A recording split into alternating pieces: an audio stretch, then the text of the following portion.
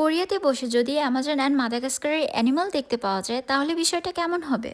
কোরিয়ার এই ঠান্ডায় আপনি যদি বাচ্চাদের নিয়ে ঘুরতে যাওয়ার কোনো প্লেস জানতে চান, আমি সাজেস্ট করব এই প্লেসটা একবার হলেও ঘুরে আসার জন্য। এই জানুয়ারিতে আমি এসলিনকে নিয়ে গিয়েছিলাম জুরাং জুরাং ইনডোর অ্যানিমাল থিম পার্কে, যেটা হানাম সিটিতে অবস্থিত। এই থিম পার্কে অ্যামাজন অ্যান্ড আফ্রিকা থেকে আগত 50টিরও বেশি প্রাণী রয়েছে, যেটা একটা সাধারণ চিড়িয়াখানা থেকে একদম ডিফারেন্ট এক্সপিরিয়েন্স দিবে। এখানে এমন অনেক প্রাণী রয়েছে যেটা নিজের চোখে না দেখলে বিশ্বাসই হবে না এমন কোনো প্রাণীও পৃথিবীতে আছে। ভিতরে অ্যানিমেলদের যদি খাওয়াতে চান তাহলে এন্ট্রি গেট থেকেই অ্যানিমেলদের জন্য খাবার কিনে নেবেন, সেটার কস্ট আলাদা।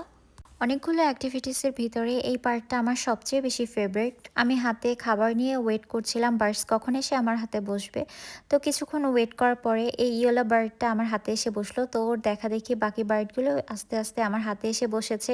এই বিষয়টা অনেক কিউট ছিল, বার্ডসগুলো এত ছোট এত কিউট, আমি খুব এনজয় করছিলাম বিষয়টা।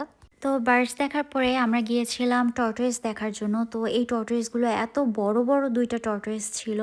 এরপরে আমরা এখানে আরেকটা অ্যানিমাল দেখেছি যেটার নামটা আমি ভুলে গিয়েছি। তো ওকে টাচ করতে আমার একটু ভয় লাগছিল, কারণ ওর শরীরটা একটু কাটা কাটা। তো আদর করার সাথে সাথে সে গলাটা উঁচু করে দিয়েছে, এটা খুবই ফানি ছিল। সামনের বড় ছুটিতে আপনারা এই প্লেসটাকে বাকেট লিস্টে রাখতে পারেন, আশা করি আপনারা খুবই এনজয় করবেন অ্যান্ড বাচ্চারাও অনেক বেশি খুশি হবে।